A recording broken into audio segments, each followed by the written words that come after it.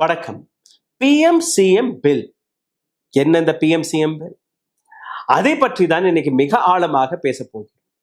அங்க கை வச்சு இங்க கை வச்சு கடைசியில அடி வயிற்றிலேயே கை வைத்து விட்டது பிஜேபி.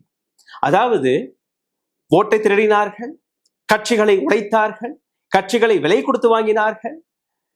எதிர்கட்சியில் இருக்கக்கூடிய அரசியல்வாதிகள் அவர்கள் மீது பொய் வழக்குகளை போட்டு இடி, சிபிஐ, ஐடி போன்ற ரெய்டுகளை போட்டு அவர்களை மிரட்டி பார்த்தார்கள்.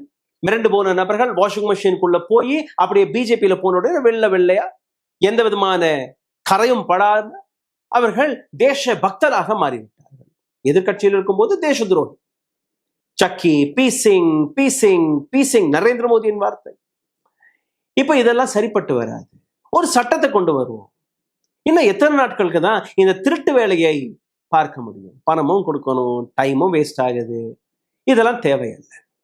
சோ சாணக்கியர் அண்ட் பக்தர்களுடைய டேடி ரெண்டு பேருமே கலந்து ஆலோசித்து ஒரு புதிய திட்டத்தை கொண்டு வந்தார்கள். இந்த திட்டத்துடைய பெயர் தான் பிஎம்சிஎம் பில். இது ஒரு கான்ஸ்டிடியூஷனல் அமெண்ட்மெண்ட், 130th அமெண்ட்மெண்ட். 2025லயே இந்த பில்லை தயாரித்து விட்டார்களா? என்ன இது? Prime minister can be சாக்ட், chief minister can be சாக்ட். அவர்களை சிறையிலும் அடைக்கலாம். அதாவது பிரைம் மினிஸ்டர் மோடி மீதும் வழக்கு பாயலாம், சீஃப் மினிஸ்டர் மீதும் வழக்கு பாயலாம். ஆனால் பிரைம் மினிஸ்டர் அவர் மீது வழக்கு பாயுமா என்கிற ஒரு கேள்வியுடன் இந்த பதிவை நான் தொடங்கி. ஏஜென்சி யார் கையில் இருக்கு? இடி யார் கையில் இருக்கு? சிபிஐ யார் கையில் இருக்கு? ஐடி யார் கையில் இருக்கு? இந்த நாட்டுக்கு கூடிய இன்டெலிஜென்ஸ் யார் கையில் இருக்கு? இன்னும் சொல்ல போனால் சுப்ரீம் கோர்ட்ல இருந்து தேர்தல் ஆணையம் வரை எல்லாருமே உங்களுடைய சட்டை பையில் தான் இருக்கிறார்கள். அப்போ உங்கள் மீது வழக்கு பாயுமா? இந்த வீடியோவில் உங்களை இன்னும் ஆழமாக கூட்டிச் செல்லும் முன்பொரு சிறிய கோரிக்கை. உங்களுடைய சேனலை தொடர்ந்து முடக்கக்கூடிய வேலையை பார்த்து வருகிறார்கள். இது மீட்டெடுப்பதற்காக உங்களுடைய உதவி தேவைப்படுகிறது. நீங்க செய்ய வேண்டிய ஒரு சில சாதாரணமான விஷயங்கள்: லைக், ஷேர், சப்ஸ்கிரைப் பட்டனை தட்ட மறக்காதீர்கள். உங்களுடைய கேள்விகளை, கருத்துக்களை கீழே கமெண்ட் பாக்ஸில் எழுதி வருங்கள். இதையும் தாண்டி பொருளாதார ரீதியாகவும் எங்களை முடக்கக்கூடிய வேலையை பார்த்து வருகிறார்கள். அதிலிருந்து மீட்டெடுப்பதற்காக அருகில் இருக்கக்கூடிய QR கோடை பயன்படுத்தி உங்களால் முடிந்த உதவியை நீங்க தெரிவிக்கலாம். ஓ, அப்ப அந்த மிஸ்டர் அண்ட் மிஸ்ஸஸ் பெர்ஃபெக்ட் உண்மையிலேயே வர்த்து. நரம்பு தளர்ச்சியிலிருந்து விடுபட்டு உடம்பு ஒரு புது வீரியம் பெற மா நேச்சுரல்ஸோட மிஸ்டர் பர்ஃபெக்ட்ட யூஸ் பண்ணுங்க.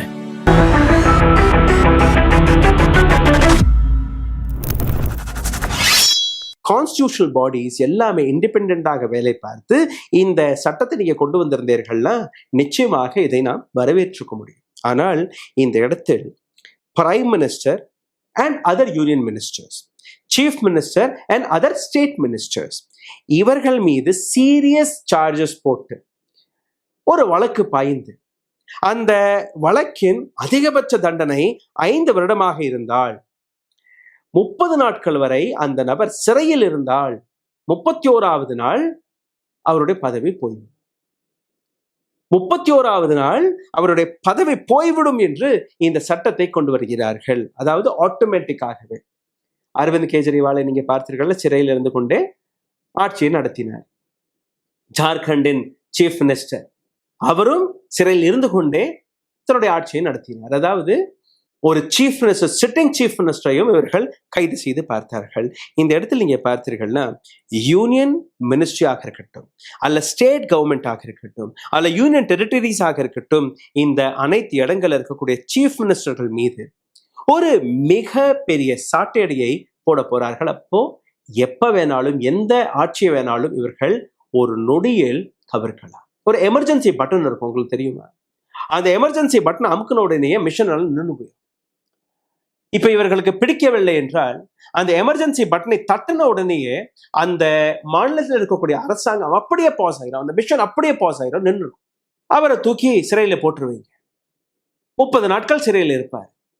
அந்த வழக்கு போயிட்டே இருக்கட்டும், 5 வருஷம் போயிட்டே இருக்கட்டும், 4 வருஷம் போயிட்டே இருக்கட்டும், பெயில வரட்டும் அவர் 1.5 மாசத்துக்கு அப்புறம். ஆனால் அவர் அந்த பதவியில இருக்க முடியாது.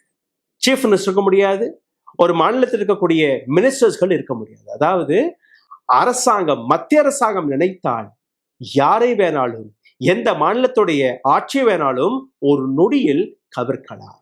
இது இந்த புதிய சட்டத்துடைய டேஞ்சர். சிஎம் பிஎம் உடைய பேரை நீங்க சேர்த்துட்டு அவருக்கு அதுக்கு பின்னாடி இருக்கக்கூடிய சதி வேலையை நீங்க பார்க்க வேண்டும். அமித்ஷா அவரு ஸ்டேட்மெண்ட் கொடுத்தாரு, டிஃபெண்ட் பண்ணியிருக்காரு இந்த சட்டத்தை. On grounds of ethics and accountability. Who is talking about ethics and accountability? Dharmendra Pradhan அவர்கள் அதே எத்திக்ஸை வைத்து, அதே அக்கௌண்டபிலிட்டியை வைத்து இன்னைக்கு பதவி விலகி இருக்க வேண்டும்.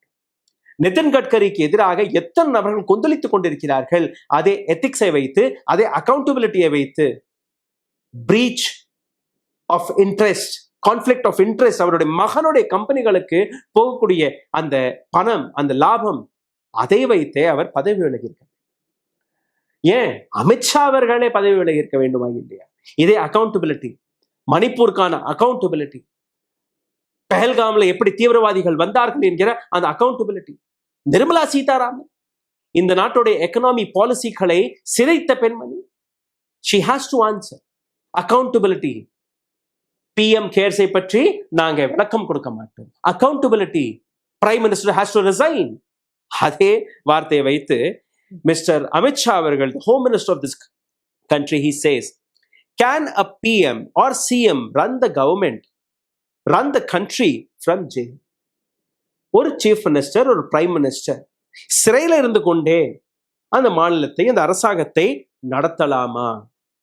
preventing the shamelessness of holding office while under trial, a series of cases. வெட்கமே இல்லாமல் ஒரு சில அரசியல்வாதிகள் சிறைக்குள்ள இருந்து கொண்டே ஆட்சி நடத்துவோம் என்ற ஒரு விஷயத்தை செய்து வருகிறார்கள். இது போன்ற வெட்கமே இல்லாத நபர்களுக்காக தான் இந்த சட்டம். அமித்ஷா கூறுகிறார், அக்கௌண்டபிலிட்டி எங்கே? எத்திக்ஸ், உங்களுடைய எத்திக்கல் வேல்யூ இல்லையா? அந்த எத்திக்கல் வேல்யூனால் தான் இன்னைக்கு ராமர் கோவில்ல எத்தனையோ 100 கோடி ரூபாய்க்கான திருடு நடந்திருக்கு. அந்த திருடர்களை காப்பாற்றக்கூடிய வேலையை உங்களுடைய எத்திக்ஸ் தான் செய்து வருகிறதா? உங்களுடைய எத்திக்ஸ் திருடர்களை காப்பாற்றுவதும், உங்களுடைய எத்திக்ஸ் திருடர்களை மேனேஜ் செய்வதுமாக இருக்கிறதா? அதே எத்திக்ஸை பற்றி பேசும்போது இந்த நாட்டுக்கு கூடிய எத்தனை கரப்ட் பாலிட்டிஷியன்ஸ்களை தன் பக்கம் சாய்த்திருக்கிறீர்கள். அசமன் சீஃப் மினிஸ்டர் எத்தனையோ மற்ற கட்சியில் இருக்கக்கூடிய நபர்களை உடைத்து தன் கட்சியில் சேர்ப்பது, இது போன்ற விஷயங்களை உங்களுடைய எத்திக்ஸ் ஆதரிக்கிறதா என்கிற இந்த கேள்வி.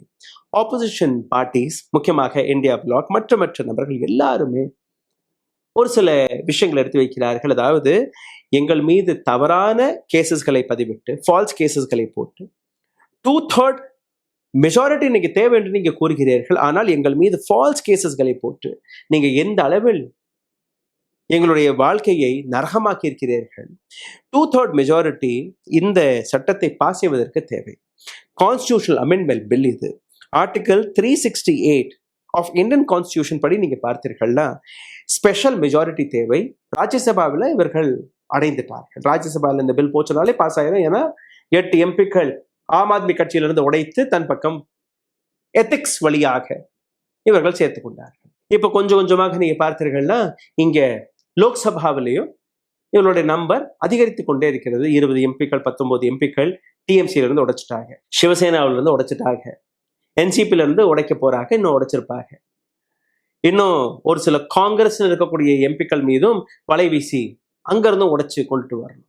ஸோ அடுத்தடுத்து நீங்க பார்த்தீர்கள்னா இவர்களுடைய இந்த சதி வேலையை சரிபார்ப்பதற்காக மக்களுடைய மேண்டேட்டையும் மீறி, அதாவது அதிகாரத்தை எப்படி துஷ்பிரயோகம் செய்யலாம் என்கிற அந்த விஷயத்தை தான் இவர்கள் செய்து வருகிறார்கள். மக்கள் ஒரு ஆட்சிக்கு ஓட்டு போடுகிறார்கள், அரசாங்கத்துக்கு ஓட்டு போடுகிறார்கள், ஒரு பொலிட்டிக்கல் பார்ட்டிக்கு ஓட்டு போடுகிறார். அந்த பொலிட்டிக்கல் பார்ட்டி மத்திய அரசாங்கத்திற்கு பிடிக்கவில்லை என்று அந்த எமர்ஜென்சி பட்டனை, இந்த பிஎம் சிஎம் பில் பாஸ் ஆன உடனேயே அந்த பட்டனை அமுக்குவாங்க. அடுத்த நிமிஷமே ஒரு வழக்கு பாயும் சீஃப் மினிஸ்டர் மீது, இல்ல அந்த கேபினெட்ல இருக்கக்கூடிய 10 பேர் வழக்கு பாயும், அவர்களை தூக்கி போடுவாங்க சிறையில். இன்னும் அந்த கேஸ் ப்ரூஃப் ஆகாததுக்கு முன்னாடியே 31வது நாள் இந்த பில் பாஸ் ஆனதுக்கு அப்புறம் அவருடைய பதவி போயிடும். he will not be anything. அப்போ என்ன ஆகும்? ஆட்சி டாப்பிள் ஆகும். ஃப்ளோர் டெஸ்ட்டுக்கு கட்டாயப்படுத்துவார்கள். ஃப்ளோர் டெஸ்ட்டுக்கு மட்டுமல்ல, அந்த பதவியில நீங்க எப்படி இருக்க போறீர்கள் என்கிற அந்த விஷயத்தையும் அவர்கள் எடுத்து வைப்பார்கள். அதாவது அரசாங்கம் இப்படித்தான் இதற்கு மேல் நடக்க போகுது. டிஎம்கே தமிழ்நாட்டிலிருந்து, ஏஐடிசி வெஸ்ட் பெங்கால்ல இருந்து, ஆம் ஆத்மி கட்சி டெல்லியில இருந்து, இவர்கள் மீது எந்த விதமான இது போன்ற ஏஜென்சிகளை வைத்து இவர்கள் அட்டூழியமாக வழக்குகளை போட்டார்கள் உங்களுக்கு எல்லாருக்குமே தெரியும். 30 நாட்கள் இந்த டிடென்ஷன் நடந்தால் இதுக்கப்புறம் என்ன நடக்கும்? கவர்னர் கையில ஆட்சி போகும். கவர்னர் கையில் ஆட்சி போன உடனே என்ன நடக்கும்? எல்லாமே சென்ட்ரல் ஏஜென்சி கையில போயிடும். அப்போ நீங்க போட்ட ஓட்டுக்கும் அர்த்தம் அல்ல, நீங்க கொடுத்த மேண்டேட்டுக்கும் அர்த்தம் அல்ல. கேஜ்ரிவால், ஹேமந்த் சோரன், டிஎம்கேவின் செந்தில் பாலாஜி, இது எல்லாருமே இதே போன்ற ஒரு மிரட்டலுக்கு, இது போன்ற சதிவேலைக்கு ஆளான நபர்கள் தான். இப்போ பிஜேபி கையில் எடுத்த ஆயுதம் பிஎம்சிஎம் பில். இதை வைத்து நாட்டை மாற்றிவிடலாம். Limited judicial review before the removal. இந்த ரிமூவலுக்கு முன்னாடி ஜுடிஷியல் ரிவ்யூ கூட நடக்காதான்.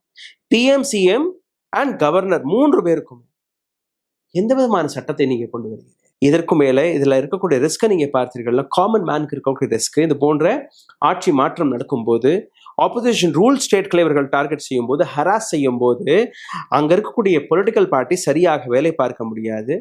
லாங் டேர்ம் அவர்கள் போட்டிருக்கக்கூடிய திட்டங்களை அவர்களால் அமல்படுத்த முடியாது. ரீஜனல் வேல்யூஸ்களை, ரீஜனல் இஷ்யூஸ்கள் பாதிக்கப்படும். அதனால என்ன நடக்கும்? அந்த மாநிலத்துடைய வளர்ச்சி தடைபடும், அவங்களுடைய வேலை வாய்ப்பு தடைபடும், பொருளாதாரம் தடைபடும். இது எல்லாமே நடக்குமா இல்லையா? அப்ப எந்த விதமான பாலிசி நீங்க கொண்டுட்டு வந்திருக்கிறீர்கள்? இப்ப டிஎம்கே இந்த பாலிசிக்கு சப்போர்ட் செய்யுமா செய்யாதா என்கிற கேள்வியும் வருது. ஏன்னா காங்கிரஸ்ல இருந்து பிரிஞ்சதுக்கு அப்புறம் இப்ப தனியாக இந்தியா பிளாக்ல இருந்து இவர்கள் வெளிவந்து விட்டார்கள். கேஜ்ரிவால், ஆம் ஆத்மி கட்சி அவர்களும் வெளிவந்து விட்டார்கள். இது போன்ற நபர்கள் யார் பக்கம் சாய்வார்கள்? நிச்சயமாக டிஎம்கே இதை பற்றி கையெழுத்து போடாது. ஏன்னா நாளைக்கு அவர்களும் சீஃப் மினிஸ்டராக, அவர்களும் அரசியல் வரும்போது அவர்களுக்கும் இந்த விஷயம் தானே. ஏன்னா ஒவ்வொரு மாநில அரசியலும், ஒவ்வொரு மாநில கட்சிகளையுமே அழிப்பதுதான் இவர்களுடைய மிக முக்கியமான ஒரு முடிவாக மாறிவிட்டது. இந்த ரீஜனல் பார்ட்டிஸ்கள் இருக்கும் வரை இந்த நாட்டை ஃப்ரீயாக சூறையாட முடியாது என்கிற விஷயத்தை அவர்கள் புரிந்து கொண்டார்கள். அதற்காக தான் இது போன்ற பாலிசிஸ். இந்த பில்லை பற்றி உங்களுடைய கருத்து, உங்களுடைய கேள்விகள், அதற்காக நான் எதிர்பார்த்து கொண்டிருக்கிறேன். தயவு செய்து கீழே எழுத பிடிக்காத நபர்கள், எழுத வேண்டாம் என்று நினைக்கக்கூடிய நபர்கள் அட்லீஸ்ட் லைக், ஷேர், சப்ஸ்கிரைப் பட்டனை தட்டிருங்க. ஒரு நொடி பிடிக்கும். இதனால் இந்த வீடியோ பல நபர்களுக்கு போய் சேர வாய்ப்புகள். பொருளாதார ரீதியாக உங்களை முடக்கி வருகிறார்கள். அருகில் இருக்கக்கூடிய QR கோட் இருக்கு. இதை பயன்படுத்தி எங்களுக்கு உதவ நினைக்கக்கூடிய நபர்கள் அதிகம் செய்யலாம். நன்றி, வணக்கம். ஓ, அப்ப அந்த மிஸ்டர் அண்ட் மிஸ்ஸஸ் பர்ஃபெக்ட் உண்மையிலேயே வர்த்து. நரம்பு தளர்ச்சியிலிருந்து விடுபட்டு உடம்பு ஒரு புது வீரியம் பெற மா நேச்சுரல்ஸோட மிஸ்டர் பர்ஃபெக்ட யூஸ் பண்ணுங்க. ஊடகம் கார்ப்பரேட் அரசியல்வாதிகளின் கைப்பாவையாக, அடிமைகளாக இருந்தது போதும். இனி சாட்டை எடுத்து சுழற்றும் நேரம் வந்துவிட்டது. ஊடகம் பொதுமக்களாகிய உங்களுக்காக, உங்களாலேயே இயக்கப்பட வேண்டும். ஊடக சுதந்திரத்திற்காக உங்களின் பங்களிப்பை இன்றே அளித்திடுங்கள்.